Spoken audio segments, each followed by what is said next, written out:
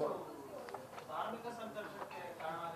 ಇಲ್ಲ ಏನು ಯಾವಾಗಲೂ ಅಷ್ಟೇ ದಯವಿಟ್ಟು ನಾನು ಮಾಧ್ಯಮದಲ್ಲಿ ಮನವಿಯನ್ನು ಮಾಡಲಿಕ್ಕೆ ಇಷ್ಟಪಡ್ತೀನಿ. ಇವತ್ತು ನೀಟ್ ನಾನು ಅದನ್ನು ತಗೋಬೋದು. ನೀಟ್ ಎಕ್ಸಾಮಲ್ಲಿ ಎಲ್ಲರಿಗೂ ಮೋಸ ಆಯಿತು. ಯಾವ ಧರ್ಮದವ್ರಿಗೆ ಆಯಿತು, ಯಾವ ಸರ್ಕಾರದಿಂದ ಆಯಿತು, ನಾನು ಆ ಥರ ಚರ್ಚೆ ಮಾಡೋದಕ್ಕೆ ಹೋಗೋದಿಲ್ಲ.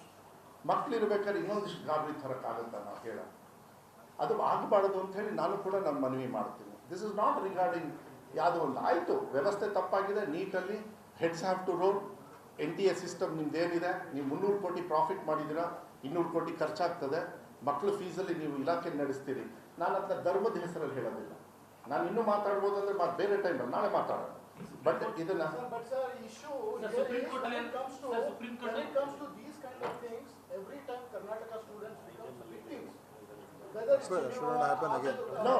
ಅದಕ್ಕೆ ಹೇಳಿದ್ದು Madhu, that is the reason this shouldn't happen. That's what I'm requesting to the people of our state also, all religion, this order. On this also, if somebody wants to purposely do it, then the law will take the action. But this shouldn't happen. Even whatever happens, ಯಾವುದೇ ಆಗಲಿ, ಯಾವುದೇ ಇದು ಒಂದು ಪ್ರಜಾಪ್ರಭುತ್ವದಲ್ಲಿ ಒಂದು system ಇರ್ತದೆ. ಒಂದು ಸರ್ಕಾರ ಬಂದ ಮೇಲೆ ಯಾವುದೋ ಪರವಾಗಿ ವಿರುದ್ಧವಾಗಿ ಮಾಡ್ತಕ್ಕಂಥದ್ದಲ್ಲ. ನನ್ನ ಶಿಕ್ಷಣ ಇಲಾಖೆ ಏನು, ನಾವು ಶಿಕ್ಷಣ ಇಲಾಖೆಯಲ್ಲಿ ಮಕ್ಕಳ ಪರವಾಗಿ ನಾವು ಇರಬೇಕು ಅಂತ ಹೇಳಿ ನಾವು ಈ ತೀರ್ಮಾನಗಳನ್ನು ತಗೊಳ್ತಕ್ಕಂಥದ್ದು ನನ್ನ ಕರ್ತವ್ಯ. ಒಬ್ಬ ಸಚಿವನಾಗಿ ಮಾನ್ಯ ಸಿದ್ದರಾಮಯ್ಯ ಅವರು ಏನು ಹೇಳಿದ್ದಾರೆ, ಈಗ ದಿನೇಶ್ ಅವ್ರು ಕೂತ ನಾನು ಏನಾದ್ರು ಉತ್ತರ ಕೊಡಬೇಕಲ್ಲ. I want to be clean, I want to be nice, I want to give good education. ನನಗೆ I am very happy. Childrens have ಏನು ತಲೆನೋವಿಲ್ಲದೆ ಭಾಳ ನಿಸ್ವಾರ್ಥವಾಗಿ ಭಾಳ ಖುಷಿಯಾಗಿ ಬಂದು ಎಕ್ಸಾಮ್ ಬರೆದ್ರು. ನೀವು ಪ್ರಶ್ನೆಗಳನ್ನು ಬೇಕಾದಷ್ಟು ನೋಡಿದ್ರಿ, ಕೇಳಿದ್ರಿ. ಮತ್ತು 2ನೇ ಎಕ್ಸಾಮ್ನ ಈ ಥರ ತಗೊಳ್ತಾ ಇದ್ದಾರೆ. ನಾವು ಪಾಠ ಹೇಳ್ತೀವಿ ಆ್ಯಸ್ ವಿ ಸ್ಪೀಕ್. ಮುಂದೆ ಯಾವ ರೀತಿ ಮಾಡಬೇಕಂತ ಈಗಲೇ ಬರೆದು ಕೊಟ್ಟಿದ್ದೀವಿ ನಾವು, 1 ವರ್ಷ ಹೆಂಗಿರ್ಬೇಕಂತ. ನಿಮ್ಮ ಸಹಕಾರ ಬೇಕಾಗ್ತದೆ. ಇದನ್ನು ಯಾವಾಗಲೂ ನಾವು ಪ್ರಶ್ನೆ ಮಾಡ್ಕೊಂಡು ಹೋದರೆ law will take its action. ಅಷ್ಟು ನಾನು ಹೇಳಲಿಕ್ಕೆ ಇಷ್ಟಪಡ್ತೀನಿ. ಸುಪ್ರೀಂ ಕೋರ್ಟ್ ಅಲ್ಲಿ ಹಿಜಾಬ್ಗೆ ಸಂಬಂಧಪಟ್ಟಂತೆ ಒಂದು ಕೇಸ್ ಇದೆ. ಹೌದು, ಅದನ್ನು ರಾಜ್ಯ ಸರ್ಕಾರ ವಾಪಸ್ ತಗೊಳುತ್ತೆ ಒಂದು, ಅಥವಾ ನಿಮ್ಮ ಅಫಿಡವಿಟ್ ಕೊಡ್ತೇವೆ. 2ನೇದು, ಈಗ ಹಿಜಾಬ್ ವಿಚಾರ ಉಡುಪಿಯಲ್ಲಿ ಇದ್ದಂತ ಸಂದರ್ಭದಲ್ಲಿ ಹಿಂದೂ ವಿದ್ಯಾರ್ಥಿಗಳು ಕೇಸರಿ ಶಾಲೆಯನ್ನು ಹಾಕಿ ಬರ್ತೀವಿ ಅಂದ್ಬಿಟ್ಟು ನಮ್ಮ ಧಾರ್ಮಿಕ ಭಾವನೆ ಅನ್ನುವಂತ ಕೇಸರಿ ಶಾಲೆ ಹಾಕೊಂಡ್ ಬರ್ತೀವಿ ಅಂತ ಕೊಡ್ತೀವಿ. ಈಗ ಕೇಸರಿ ಶಾಲೆ ಅವಕಾಶ ಇದೆಯಾ? ರಿಲಿಜಿಯಸ್ ಅಂದಾಗ ಧಾರ್ಮಿಕ ಬರೋದಿಲ್ಲ. ನಾನು ಯಾರೋ ಹಕ್ಕೋ ಬರಬೇಡಿ ಅದನ್ನ ಸ್ಪೆಸಿಫೈ ಮಾಡಿದೆ. ಕ್ಲೀನಾಗಿ ಕುತ್ಕೊಂಡು ಇದು ಬಂದಾಗ ಇನ್ನೊಂದು ಸಂಘಟನೆ ಇರ್ತದೆ. ಈಗ ನಾನು ನಾರಾಯಣ ಗುರುಗಳ ಒಂದು ವಿಚಾರ ವೇದಿಕೆಯಲ್ಲಿದ್ದೀನಿ. ನಾವೇನಾದ್ರು ಒಂದು ಕಾರ್ಯಕ್ರಮ ಮಾಡಬೇಕಾದ್ರೆ ಎಲ್ಲೋ ಶಾಲೆ ಹಾಕ್ಕೊಳ್ತೀವಿ, ರೈತ ಸಂಘದವರು ಗ್ರೀನ್ ಶಾಲ್ ಹಾಕ್ತಾರೆ.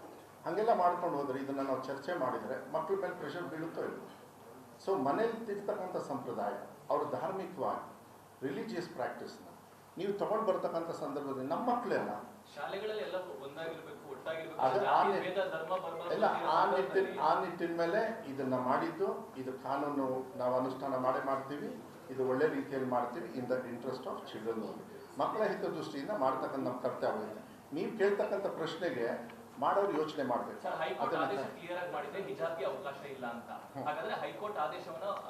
ನಾವು 2000 ಇಲ್ಲ, ಅದಾದಮೇಲೆ ಅದು ಸುಪ್ರೀಂ ಕೋರ್ಟಿಗೆ ಹೋಗುತ್ತೆ. ಸುಪ್ರೀಂ ಕೋರ್ಟಲ್ಲಿ ಡಬಲ್ ಬೆಂಚಲ್ಲಿ ಡಿವೈಡ್ ಆಗುತ್ತೆ. ಅದನ್ನು ನಾನು ಚರ್ಚೆ ಮಾಡೋದಕ್ಕೆ ಹೋಗೋದಿಲ್ಲ, ಯಾಕಂದರೆ ಕೋರ್ಟಲ್ಲಿ ಇರ್ತಕ್ಕಂಥದ್ದು 2000 ಒಂದು ನಿಮಿಷ ಅದೇ ಹೇಳಿದ್ದು, ಅದು ಹಾಗೆ ಇದೆ.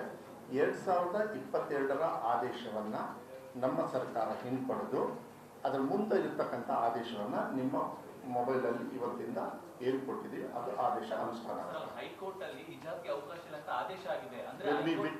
ನಾನು ಲೀಗಲ್ ಟರ್ಮ್ಸಲ್ಲಿ ನನಗೆ ಉತ್ತರ ಕೊಡೋಕ್ಕೆ ಕಷ್ಟ, ಯಾಕೆಂದರೆ ನಾನು ಸ್ಕೂಲ್ ಎಜುಕೇಷನ್ ಅವ್ರು ಇರೋದ್ರಿಂದ. ಇದು ಆಬ್ವಿಯಸ್ಲಿ ಏನಾಗ್ತದೆ, 22 ಆದೇಶ ಮುಂದೆ ನಾವು ಇದು ತಂದ ಮೇಲೆ ಬೇರೆದೆಲ್ಲ ನಾಟ್ ಆಫ್ ಆಗುತ್ತೆ. ಅದನ್ನು ಲೀಗಲ್ ಅವ್ರು ನೋಡ್ಕೊಳ್ತಾರೆ. ಇನ್ಫ್ರಾಕ್ಚುಯಸ್ ಅಂತ ಹೇಳ್ತಾರೆ. ಅದನ್ನು ಮೋಸ್ಟ್ಲಿ ಐ ಥಿಂಕ್ ದಿನೇಶ್ ಅವರು ಇವರು ಹೇಳ್ಬೋದು ಮಾತಿಗೆ. ಬಟ್ ಏನಂದರೆ ಅದನ್ನೆಲ್ಲ ಲೀಗಲ್ ಆಗಿ ನೋಡ್ಕೊಳ್ತಾರೆ. So 20 yes you got it right. Yes we got it, you got it. Dinesh ಅವರು ಹೆಚ್ಚೇನು ಹೇಳೋದಿಲ್ಲ. ಈಗ ಮಧು ಅವರು ಇವಾಗ ಎಲ್ಲರೂ ಅಲ್ಲೇ ಕೂತ್ಕೊಳ್ಳಿ. ಅವ್ರು ಮತ್ತೆ ಆ್ಯಂಗಲ್ ಚೇಂಜ್ ಮಾಡ್ತಾರೆ. ಇವತ್ತು ನಮ್ಮ ಕೇಳಿಸ್ತಾ ಇದೆಯಲ್ಲ, ನಮ್ಮ ಪ್ರಾಥಮಿಕ ಶಿಕ್ಷಣ ಸಚಿವರು ಮಧು ಬಂಗಾರಪ್ಪನವರು ಇವತ್ತು ಏನೋ ಒಂದು ಸರ್ಕಾರಿ ಆದೇಶ ಇದೆ ಅದರ ಬಗ್ಗೆ ವಿವರಣೆ ನೀಡಿದ್ದಾರೆ. ತಮಗೆಲ್ಲ ಗೊತ್ತಿರ್ಬೋದು, ಅವರು ಈಗಾಗಲೇ ಇಂಟ್ರಡಕ್ಷನ್ ಹೇಳಿದ್ರು. ಈ ಜನಿವಾರದ ವಿಚಾರದಲ್ಲಿ ಒಂದು ಆ ವಿದ್ಯಾರ್ಥಿಗೆ ಅವಹೇಳನ ಆಗುವಂಥ ಒಂದು ಪರಿಸ್ಥಿತಿ ಬಂದಾಗ ದೊಡ್ಡ ಒಂದು ಇಶ್ಯೂ ಆಯಿತು. ಅವಾಗ ನಾನು ಕೂಡ ರಿಯಾಕ್ಟ್ ಮಾಡಿದ್ದೆ ಮತ್ತು ಆ ಸಂದರ್ಭದಲ್ಲಿ ನಾನು ಮಧು ಅವ್ರಿಗೂ ಕೂಡ ಫೋನ್ ಮಾಡಿದ್ದೆ. ಆಮೇಲೆ ನಮ್ಮ MC ಸುಧಾಕರ್ ಅವ್ರಿಗೂ ಫೋನ್ ಮಾಡಿದೆ. ನೋಡಿ, ಈ ಥರ ಎಲ್ಲ ಆಗಬಾರ್ದು, ಸರಿಯಲ್ಲ. ಯಾಕೆಂತ ಹೇಳಿದ್ರೆ ವಿದ್ಯಾರ್ಥಿಗಳು ಶಾಲೆಗೆ ಮತ್ತು ಅಥವಾ ಪರೀಕ್ಷೆಗೆ ಹೋಗುವಂಥದ್ದು ಅವರ ಒಂದು ಮುಂದಿನ ಭವಿಷ್ಯ ನಿರೂಪಿಸ್ಕೊಳ್ಳೋಕ್ಕೋಸ್ಕರ. ಅವರ ಒಂದು ಮನೋಸ್ಥೈರ್ಯವನ್ನು ಕುಗ್ಗಿಸುವಂಥ ಕೆಲಸ ಆಗಬಾರ್ದು, ಅವಮಾನಿಸುವಂಥ ಕೆಲಸ ಆಗಬಾರ್ದು. ಮತ್ತು ಅವ್ರದ್ದು ಸಂಪ್ರದಾಯಗಳೇನಿದೆ ಆ ಸಂಪ್ರದಾಯಗಳ ಪ್ರಕಾರ ಒಂದು ಸೀಮಿತವಾದ ಸಂಪ್ರದಾಯದ ಪದ್ಧತಿಗಳಿದೆ ನಮ್ಮಲ್ಲಿ. ಅದನ್ನು ಒಪ್ಕೊಂಡು ಒಗ್ಗೂಡ್ಕೊಂಡು ನಾವು ಹೋಗಬೇಕು. ಈ ಥರ ಎಲ್ಲ ಆಗಬಾರ್ದು ಅಂತ ಹೇಳಿದಾಗ ಅವರು ಇಲ್ಲ, ನಾನು ಇದ್ರ ಬಗ್ಗೆ ಕ್ರಮ ತೊಗೊಳ್ತೀನಿ ಅಂತ ಹೇಳಿದ್ರು. ಅವರು ಅದೇ ಪ್ರಕಾರ ಇವತ್ತು ಒಂದು ಸ್ಪಷ್ಟ ಒಂದು ಆದೇಶ ಆಗಿದೆ. ಏನಂತ ಹೇಳಿದ್ರೆ, ಯಾವುದೇ ಈ ರೀತಿ ಈಗ ಜನಿವಾರ ಇರ್ಬೋದು, ಅವ್ರು ಹೇಳಿದ್ರಲ್ಲ ಪೇಟ ಇರ್ಬೋದು, ರುದ್ರಾಕ್ಷಿ ಹಾಕ್ಕೊಳ್ತಾರೆ ಕೆಲವರು, ಇಂಥದ್ದೆಲ್ಲ ಒಂದು ಸೀಮಿತವಾದಂಥ ಪದ್ಧತಿ. ಹಿಜಾಬ್ ಹಾಕ್ಕೊಳ್ತಾರೆ, ಸ್ಕಾರ್ಫ್ ಹಾಕ್ಕೊಳ್ತಾರೆ. ಇದು ಸೀಮಿತ ಪದ್ಧತಿಗಳು. ಇದು ಒಂದು ಸಮವಸ್ತ್ರಕ್ಕೂ ಕೂಡ ಅಡ್ಡ ಬರುವಂಥ ಪ್ರಶ್ನೆ ಬರೋದಿಲ್ಲ. ಯಾಕಂದರೆ ಸಮವಸ್ತ್ರದ ಅವ್ರದ್ದು ಸಹಜವಾದಂಥ ವ್ಯವಸ್ಥೆ ಅಡಿಯಲ್ಲಿ ಸಮವಸ್ತ್ರ ಕಾನೂನುಗಳು ಇರ್ತದೆ. ಸೊ ಅದಕ್ಕೆ ಸೀಮಿತವಾದಂಥ ಒಂದು ಪದ್ಧತಿಗಳಿಗೆ ಅವಕಾಶವನ್ನು ಮಾಡಿಕೊಡ್ತಕ್ಕಂಥದ್ದು ಮತ್ತು ಯಾರಿಗೂ ಕೂಡ ನೋವು ಉಂಟಾಗಬಾರ್ದು. ನಮ್ಮ ಉದ್ದೇಶ ಏನು, ಒಬ್ಬ ವಿದ್ಯಾರ್ಥಿ ಒಂದು ಸ್ಟೂಡೆಂಟ್ಗೆ ಅವನು ಕಾಲೇಜ್ಗೆ ಬರುವಂಥದ್ದು, ಶಾಲೆಗೆ ಹೋಗುವಂಥದ್ದು, ಅವರ ಒಂದು ಪರಿಶ್ರಮವೇ ಅದೇ ಅದೇ ಅವ್ರಿಗೊಂದು ತಪಸ್ಸದು. ಆದ್ದರಿಂದ ಅದಕ್ಕೆ ನಾವು ಹೆಚ್ಚು ಮಾನ್ಯತೆ ಕೊಡಬೇಕು. ನಾವು ಈ ರೀತಿಯಾದಂಥ ಒಂದು ವಿಚಾರಗಳನ್ನು ತೆಗೆದುಕೊಂಡು ಅವರಿಗೆ ಕೀಳರಿಮೆ ಆಗುವಂಥ ಒಂದು ವ್ಯವಸ್ಥೆ ನಿರ್ಮಾಣ ಮಾಡಿದ್ರೆ, ಒಂದು ಚಿಕ್ಕ ಒಬ್ಬ ಯುವಕನ ಮನಸ್ಸಿನಲ್ಲಿ ಆ ಕೀಳರಿಮೆಯನ್ನು ಅಥವಾ ಎಲ್ಲೊಂದು ಕಡೆ ನೋವನ್ನು ಅಥವಾ ಅವರ ಒಂದು ಆತ್ಮಗೌರವಕ್ಕೆ ಅವ್ರಿಗೆ ಒಂದು ಧಕ್ಕೆ ಬರುವಂಥದ್ದಾದಾಗ ಅದು ಖಂಡಿತ ಅದರಿಂದ ಅವ್ರಿಗೆ ಕೆಟ್ಟ ಒಂದು ಭಾವನೆ ಅವರಲ್ಲಿ ಬರ್ತದೆ. ಏನಪ್ಪ ನನಗೆ ಈ ಥರ ಆಯ್ತಲ್ಲ ಅಂತ. ನೋಡಿ, ನಾನು ನೋಡಿದೆ ಟಿ ವಿಲಿ ಆ ಹುಡುಗ, ಅವ್ರ ತಾಯಿ ತಂದೆ ಎಲ್ಲ ಬಂದಿದ್ದರು, ಯಾವ ರೀತಿಯಾಗಿ ಆಯಿತು ನೋಡಿ. ಒಂದು ಸಣ್ಣ ಇನ್ಸಿಡೆಂಟು ಎಷ್ಟರ ಮಟ್ಟಿಗೆ ಅದಕ್ಕೆ ಒಂದು ಸರಿಪಡಿಸದೇ ಹೋದರೆ ನಾವು ಆ ಮಕ್ಕಳಿಗೆ ಮುಂದಿನ ಇದರಲ್ಲೂ ಕೂಡ ಇದೇ ಥರ ಆಗುತ್ತೆ ಅಂತ ಒಂದು ಭಾವನೆಗಳು ಬಂದ್ಬಿಡ್ತದೆ. ಸೊ ಒಂದು ಈಗ ಹಿಜಾಬ್ ಹಾಕುವಂಥ ಹೆಣ್ಮಗುಗೆ ಎಷ್ಟು ಮಟ್ಟಿಗೆ ಅವ್ರು ನೋವು ಉಂಟಾಗಿರ್ಬೋದು, ನಾವು ಅದ್ರ ಬಗ್ಗೆ ಗಮನ ಕೊಡಲ್ಲ. ಅಥವಾ ಒಂದು ಜನಿವಾರ ಹಾಕಿರುವಂಥ ಒಬ್ಬ ವ್ಯಕ್ತಿಗೆ ಅದನ್ನು ತೆಗಿ ಅಂತ ಹೇಳಿದ್ರೆ ಎಷ್ಟು ನೋವು ಉಂಟಾಗ್ಬೋದು. ಅಥವಾ ಒಂದು ಇದ್ರ ಪ್ರಕಾರ ಇವರ ಆರ್ಡ್ರಲ್ಲಿ ಒಂದು ರುದ್ರಾಕ್ಷಿ ಕೂಡ ಮೆನ್ಷನ್ ಮಾಡಿದ್ದಾರೆ. ರುದ್ರಾಕ್ಷಿಯನ್ನು ನೀವು ತೆಗಿ ಅಂತ ಹೇಳಿದ್ರೆ ನೋವು ಉಂಟಾಗ್ತದೆ. ಸೊ ಅವ್ರಿಗೆ ಅದು ಆಗಬಾರ್ದು. ಅವರ ಒಂದು ಮನಸ್ಸಿನಲ್ಲಿ ಅವರ ಒಂದು ಆತ್ಮಕ್ಕೆ, ಒಂದು ಆತ್ಮಗೌರವಕ್ಕೆ ಧಕ್ಕೆ ತರಬಾರ್ದು. ಅದಕ್ಕೋಸ್ಕರ ಈ ತೀರ್ಮಾನ ಭಾಳ ಒಳ್ಳೆಯದು. ಮತ್ತು ಇದ್ರ ಮುಖಾಂತರ ಒಂದು ಸಮಾನತೆ ಮತ್ತು ಎಲ್ಲರೂ ಕೂಡ ಒಂದು ಭಾವನೆಯಲ್ಲಿ ಹೋಗ್ತಕ್ಕಂಥದ್ದಕ್ಕೆ, ಒಂದು ಸಾಮರಸ್ಯವನ್ನು ಕೂಡ ಮೂಡಿಸ್ತಕ್ಕಂಥದ್ದಕ್ಕೆ ಖಂಡಿತ ಇದು ಪೂರಕ ಆಗುತ್ತೆ. ಆದ್ದರಿಂದ ನಾನು ಮಧು ಬಂಗಾರಪ್ಪ ಅವರಿಗೆ ನಾನು ಅಭಿನಂದನೆ ಸಲ್ಲಿಸ್ತೇನೆ.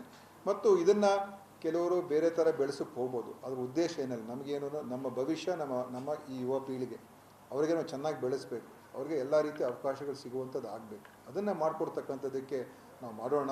ಅವ್ರ ಶಾಲೆಗಳು ಹೋದಾಗ ಈ ರೀತಿಯಾದಂಥ ಅನಾವಶ್ಯಕವಾದಂಥ ಒಂದು ಟೆನ್ಷನ್ಗಳು ಅವ್ರಿಗೆ ಬೇಕಾಗಿಲ್ಲ. ಯಾರು ಕೂಡ ಬಯಸೋದಿಲ್ಲ, ಇದರ ಅಗತ್ಯತೆಯೂ ಕೂಡ ಇಲ್ಲ, ಇದರ ಅನಿವಾರ್ಯತೆಯೂ ಇಲ್ಲ. ಆದ್ದರಿಂದ ಈ ಥರದ ಇದು ಒಂದು ಒಳ್ಳೆಯ ತೀರ್ಮಾನ. ಮುಂದೆ ಯಾವುದೇ ಶಾಲೆ ಇರ್ಬೋದು, ಶಿಕ್ಷಣ ಸಂಸ್ಥೆ ಇರ್ಬೋದು, ಅವರು ಇದನ್ನು ಗಮನದಲ್ಲಿ ಹಿಡ್ಕೊಂಡು ಅವರ ಒಂದು ಮಕ್ಕಳನ್ನು ಎಲ್ಲರನ್ನೂ ಕೂಡ ಸಮಾನವಾದಂಥ ರೀತಿಯಲ್ಲಿ ನೋಡ್ಕೊಳ್ತಕ್ಕದ್ದು ಮತ್ತು ಇಂಥ ಒಂದು ಘಟನೆ ಮರುಕಳಿಸ್ಬಾರ್ದು. ಮತ್ತೆ ಆಗ್ತಾ ಇದ್ದರೂ ಕೂಡ ದೊಡ್ಡ ಮಟ್ಟದಲ್ಲಿ ಇದು ಬಿಂಬಿಸುವಂಥದ್ದಾಗ್ತದೆ, ಅದರ ಪ್ರತಿರೋಧ ಆಗ್ತದೆ. ನೀವು ನೋಡಿದ್ರಿ ಮೊನ್ನೆ ಎಷ್ಟು ದೊಡ್ಡ ಆಯಿತು, ದೊಡ್ಡ ಒಂದು ರಿಯಾಕ್ಷನ್ ಆಯಿತು ಈ ಒಂದು ಇನ್ಸಿಡೆಂಟಿಂದ. ಒಂದು ಇಬ್ಬರಿಗೂ ಅಥವಾ 3 ಜನರಿಗೆ ಆಗಿರುವಂಥದ್ದು ಇದು ಅವತ್ತು ಎಷ್ಟು ದೊಡ್ಡ ಇನ್ಸಿಡೆಂಟ್ ಆಯಿತು. ಸೊ ಇದು ನಮ್ಮ ಸಮಾಜಕ್ಕೆ ಬೇಕಾಗಿಲ್ಲ ಅಂತ ಹೇಳಿ ಇದಕ್ಕೆ ಖಂಡಿತ ನಾನು ಒಪ್ತೀನಿ. ಇದು ಅವ್ರಿಗೆ ಅಭಿನಂದನೆ ಸಲ್ಲಿಸ್ತೇನೆ. ಇದು ಭಾಳ ಒಳ್ಳೆ ತೀರ್ಮಾನ ಅಂತ ಹೇಳಕ್ಕೆ ಬಯಸ್ತೇನೆ. ನ್ಯೂಸ್ ಫಸ್ಟ್, ನಿರ್ಭೀತಿಯಿಂದ ನಿಮ್ಮ ಪರವಾಗಿ.